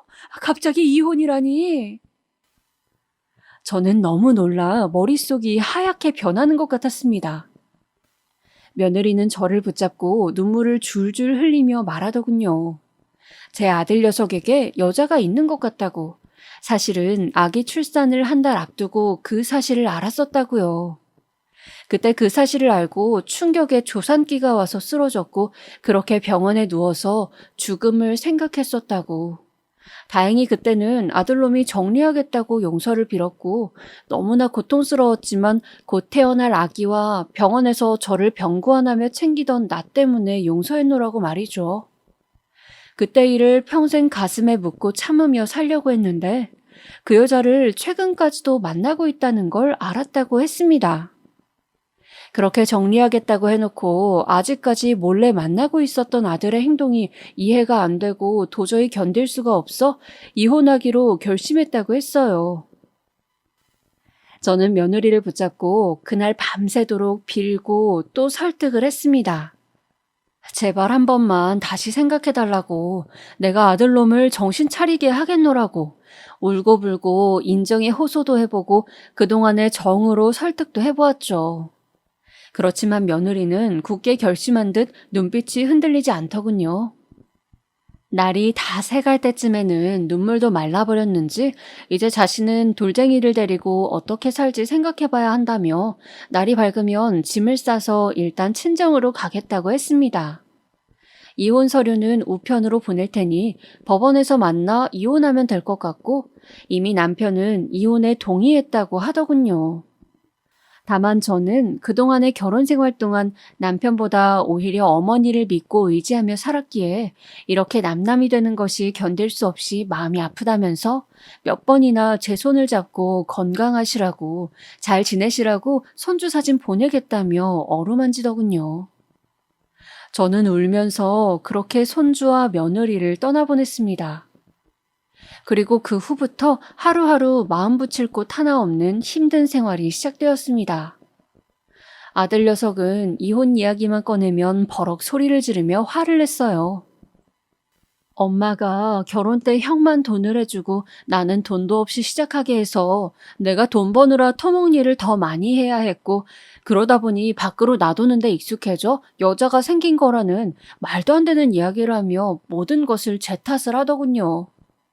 저는 제 아들이지만 너무 화가 나서 한동안 둘째를 아예 보지 않고 지냈습니다. 가끔 명절에 나오던 첫째는 공사를 다니다가 같이 일하던 회사 상사가 미국으로 가서 창업을 한다고 같이 나가서 새로운 기회를 찾아보지 않겠냐고 제안을 받았다고 하더니 저에게 미국에 가서 자식 공부도 시키고 회사를 다니며 공부를 더 하고 싶다고 하더군요. 저는 내심 한국에 있을 때도 자주 보지 못했는데 미국이라는 먼 곳에 가면 이제 아들을 죽을 때까지 못 보면 어쩌나 걱정이 되었지만 좋은 기회를 찾아간다고 말하는 큰아들네에게 차마 이 늙은이 좀 들여다봐주면서 곁에 있어달라고 말할 수가 없었습니다. 해준 것도 없는 애미가 자식 앞길을 막을 수는 없었기 때문이죠. 거기다 결국 딸을 용서한 첫째 며느리의 친정에서 미국 가는데 돈을 보태줬다는 소리까지 하니 뭘 해줄 수도 없는 저는 더욱이 반대하기가 쉽지 않더군요. 그렇게 큰아들네 역시 제 곁에서 멀리 떠나버리고 말았습니다. 이제 제 곁에는 둘째밖에 남지 않았더군요. 그래도 저는 몇 년이나 되는 시간 동안 둘째 아들 녀석을 거의 보지 않고 지냈습니다. 바람피던 그 여자를 데리고 들어와 살고 있는지 어떤지 정말 꼴도 보기 싫었거든요. 그러나 세월이 흐르자 그래도 자식이라고 안부도 궁금해지고 해서 한 번씩 같이 밥을 먹거나 하며 지내게 되더군요. 피는 물보다 진하다더니 어쩔 수 없다는 생각도 들더라고요. 아들은 그 여자와 같이 살림을 차렸다고 했습니다. 혼인신고는 하지 않았지만 만나보면 좋은 사람이라는 걸 엄마도 알아줄 거라고 저에게 잘 지냈으면 좋겠다고 설득을 하더군요. 그렇게 저는 아들과 제 둘째 며느리를 내쫓은 내연녀를 가끔 보면서 지내게 되었습니다. 시간은 그렇게 흘러 저는 어느덧 60대 중반이 되었습니다. 확실히 나이가 들수록 기력도 예전만 못하고 변비가 있는 것도 아닌데 대변에서 자꾸 피가 묻어나오더군요.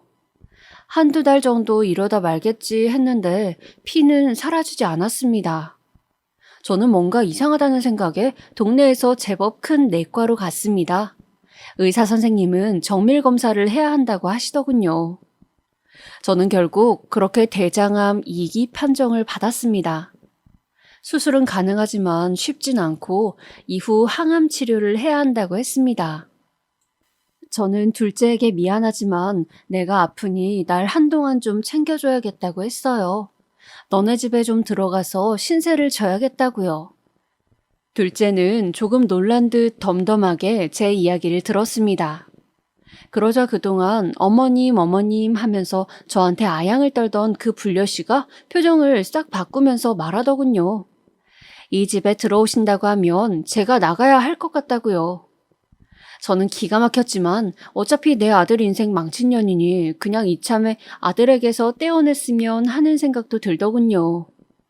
아들은 그렇게 그 여자를 떠나보내고 저와 둘이 지내게 되었습니다. 어찌저찌 보험 들어놓은 것으로 진단금을 받고 수술은 했는데 항암을 하는 과정은 생각보다 더 고통스러웠어요. 독한 약의 부작용으로 머리털도 뭉텅뭉텅 빠지고 머리도 어지럽고 토하는 일도 잦았습니다. 불면증이 심해 수면제 처방도 받았습니다. 아들은 처음에 좀 저를 챙기는 듯 하더니 곧 제대로 식사도 챙겨주지 않고 저를 방치하고 시도 때도 없이 술을 먹거나 외박을 해버리더군요. 어차피 망나니같이 사는 놈 큰 기대도 없었습니다. 저는 그저 앞으로 내 몸만 챙기고 살아야겠다 생각했죠. 대장의 일부를 수술로 떼어낸지라 식사는 굉장히 중요했어요. 되도록 과일이나 야채를 많이 먹어야 했고 가공식품을 피하고 하루 한 끼는 죽 등 가볍게 먹으려고 노력했습니다. 나이 든 몸에 혼자서 음식을 하며 식단을 하자니 너무 서러웠어요. 가끔 기력이 없을 때면 죽을 소분해서 사와 하루 종일 그걸로 끼니를 때우기도 했습니다. 거기다가 항상 신선식품 위주로 먹어야 하고 저렴한 가공식품을 먹을 수 없어 식비도 많이 들더군요. 저는 암에 걸린 후 소일거리 삼아 하던 바느질 일조차 하지 못하게 되어 그저 보험금 나은 것을 아껴 쓰고 있었기 때문에 하루하루 앞날이 걱정되었습니다. 아들은 점점 집에 돌아오지 않는 텀이 길어졌어요. 이제는 일주일씩 연락도 않고 전화도 받지 않은 채 저를 그냥 버려뒀어요. 하루는 옆집에서 낚시를 해서 회를 쳐왔다고 하면서 맛 좀 보시라고 해서 아주 오랜만에 회를 한 접시 먹었는데 그 길로 복통이 와서 배를 잡고 대굴대굴 굴렀습니다. 나름식을 조심해야 하는데 한 번 정도는 괜찮을 줄로 알고 회가 너무 맛있어 보여 먹었다가 정말 고생을 며칠이나 하게 되더군요. 아들이 집에 없는데 배가 너무 아파서 마룻바닥에 쓰러져 배를 부여잡고 이러다가 혼자 죽어서 며칠 후에 발견될 것 같다는 생각을 했습니다. 어쩌다가 내 신세가 이렇게 됐는지 열심히 산다고 살았는데 그냥 남편 죽을 때 나도 같이 따라 죽을 걸 자식들 건사하겠다고 열심히 산 세월은 아무도 알아주지 않는구나 싶고 세상이 원망스러워 하염없이 눈물이 흐르더군요. 그 후에도 오랫동안 저는 불면증에 시달렸습니다.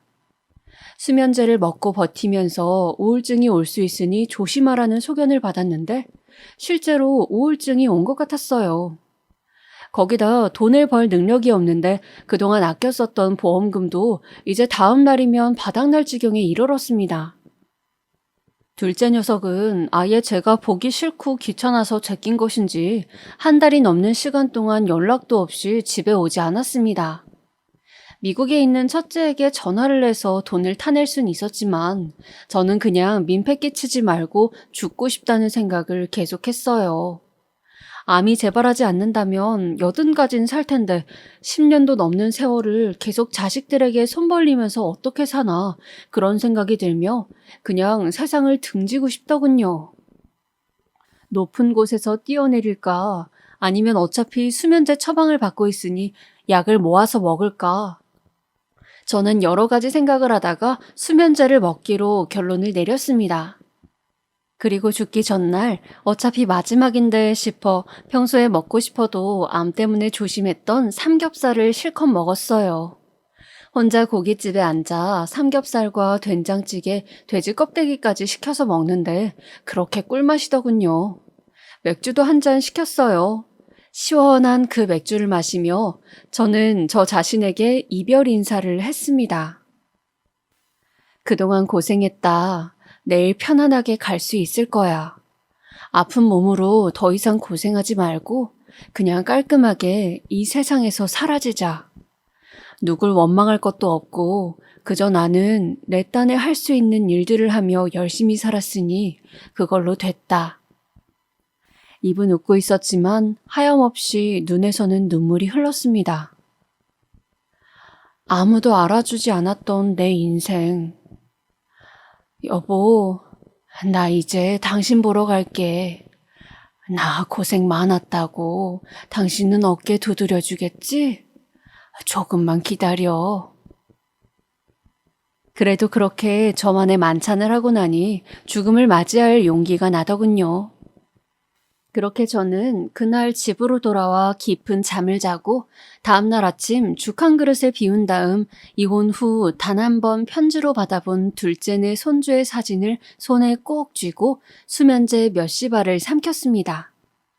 머리가 어지럽고 몽롱한 기분이 드는 가운데 이런 느낌이라면 나쁘지 않다는 생각과 환청인지 뭔지 모를 문 쾅쾅대는 소리, 그리고 누군가 집으로 들이닥쳐 제 어깨를 흔드는 듯한 장면도 보였어요. 둘째 며느리를 꼭 닮은 젊은 여자였습니다. 저는 죽는 와중에 둘째 며느리가 보고 싶은 걸 보면 내가 그 아이에게 정말 정이 들었나 보다 생각을 하며 정신을 잃었습니다. 얼마나 시간이 지났을까요? 환자분! 환자분 깨어나셨어요? 약을 많이 드셔서 위세척을 했어요. 괜찮으세요? 저 치료비를 좀 나중에 낼 수는 없을까요? 네? 제가 지금은 돈이 없어서 이명순 환자분이시죠? 치료비 보호자분께서 다 납부하셨습니다. 예? 보호자요? 그때였습니다. 어디선가 또각또각 구두 소리가 들리더군요. 저는 무의식 중에 고개를 돌렸어요. 그곳에는 마치 잡지 모델처럼 선글라스를 끼고 고급 옷을 휘감은 어떤 멋진 여자가 있더군요. 그런데 그 여자가 선글라스를 벗고 저를 보며 허리를 90도로 숙여 인사를 하는 것이 아니겠어요? 고개를 든 그 여자는 세상에 제 둘째 며느리였습니다. 둘째야? 아니, 네가 어찌 둘째야? 저는 털썩 그 자리에 힘이 풀려 주저앉고 말았어요. 오랜만에 본 둘째가 너무 반갑고 또 초라한 내 신세가 서럽기도 했습니다. 둘째는 주저앉은 저를 다정하게 부축하며 일으켜 세우더군요. 눈물을 글썽이면서 저를 바라보는 그 아이를 보니 저는 갑자기 살아나서 좋다는 생각이 들었습니다. 저는 그동안 너무나 둘째 며느리가 보고 싶었나 봐요. 저도 잘 모르고 있었지만요. 그렇게 10년 만에 만난 저는 둘째를 따라 차를 타고 둘째의 숙소로 갔습니다. 그곳은 우리 지역에서 제일 좋은 고급 호텔이었어요. 저는 어안이 벙벙해서 둘째를 흘끔 살폈습니다. 뭔가 많이 달라진 듯한 그 아이의 형편이 신기했어요. 도대체 어떤 일이 일어나서 부자가 된 걸까 궁금하더군요. 목적지인 호텔방에 도착해서 둘째는 푹신한 소파에 저를 앉히고는 이야기를 시작했습니다. 홧김에 이혼한 후 돌쟁이 아기를 안고 친정으로 간 둘째는 처음에는 친정 어머니 식당 일을 도우며 지냈다고 해요. 친정에 붙어서 몇 달을 그렇게 지내다 보니 이렇게 살아서는 아무런 비전이 없겠다 싶어서 한부모 가정 지원도 알아보고 뭔가 기술을 배울 생각도 했다고 합니다. 그러다가 문득 식당에 와서 밥은 필요 없다고 현미밥을 가져와 먹는 손님을 보면서 임신 때 당뇨를 겪어서 고생을 했던 일이 생각이 났대요. 그리고 그때 식단 관리를 성공해서 체중도 감량하고 건강하게 아기를 낳았던 일도요. 그래서 둘째는 그때부터 당뇨식과 당뇨 외에도 고혈압 등의 환자식 반찬을 연구하기 시작했다고 합니다. 어떻게 먹었을 때 당 수치가 좋아지는지 주변 환자분들께 시식을 부탁드리기도 하고 예전 임신 때 적었던 산모 수첩을 끼고 다니며 그 당시 당 수치가 어떻게 나왔었는지 열심히 연구했다고 합니다. 그렇게 시식을 하는 과정에서도 무료로 준 반찬을 먹고 반찬 구매를 원하는 환자들이 생겨났고, 인터넷 당뇨 환자 카페에서도 입소문이 나기 시작해서 지금은 제법 사업이 잘 된다고 했습니다. 반찬 전문 매장을 몇 개나 냈고 온라인으로도 반찬을 판매하고 있다고 했어요. 당연히 돈도 엄청 많이 벌었고요. 말 그대로 자수성가를 한 것이었어요.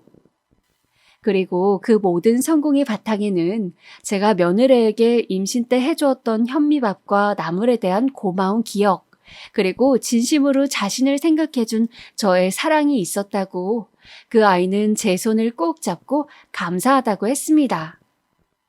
오랜 시간 연락을 못했던 것은 확실하게 성공해서 나타나고 싶은 마음 때문이었다고, 죄송하다고도 했죠. 저는 그렇게 부자가 되어 돌아온 저의 둘째 며느리의 보온을 받아 다시 생의 희망을 품게 되었습니다. 며느리는 이제 처지가 달라졌지만 그 비단결 같던 마음씨는 여전하더군요. 손주 녀석 역시 풍족한 환경에서 쑥쑥 잘 크고 있었습니다. 며느리는 둘째 녀석에게 어머니는 내가 모시겠다고 통보했습니다. 당연히 둘째 아들 녀석은 펄펄 뛰면서 자신이 저를 건사할 테니 돈이나 내놓으라고 창피하게 굴더군요.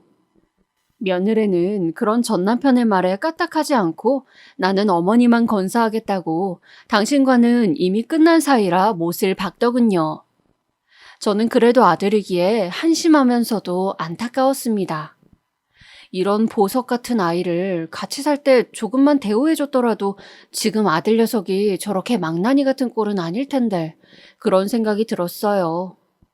뭐 어미로서 못난 자식이라도 모른 척할 수 없다는 게 어쩔 수 없는 부모 마음이니까요. 그렇지만 저에게 은혜를 갚겠다는 둘째 며느리를 다시 아들에게 붙이려 드는 것도 못할 노릇이었죠.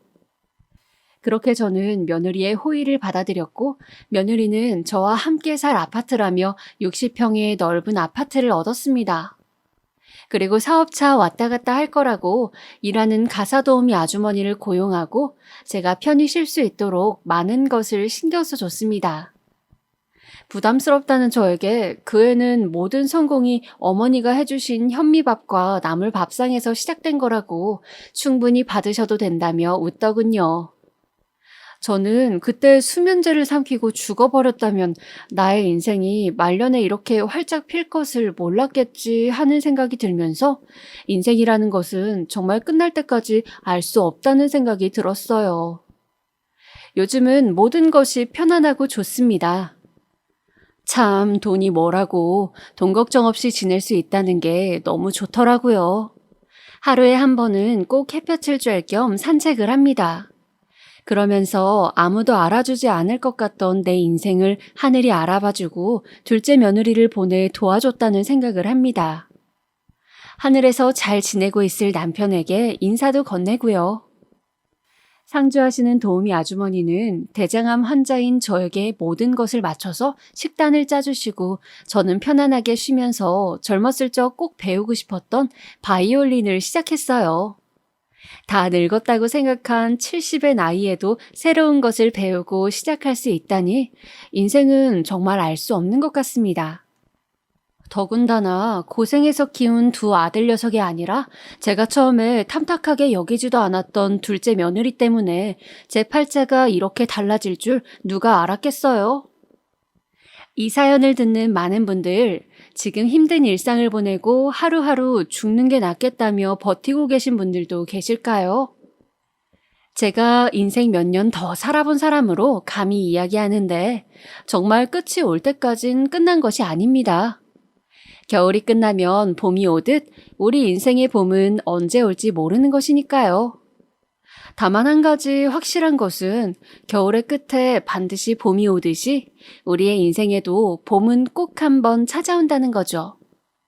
그러니까 우리는 착하게 살면서 그 봄을 기다리면 되는 것이라 생각합니다. 지금까지 길고 긴 제 이야기 들어주셔서 감사합니다. 건강이 최고입니다. 코로나 조심하시고 행복한 하루 보내세요.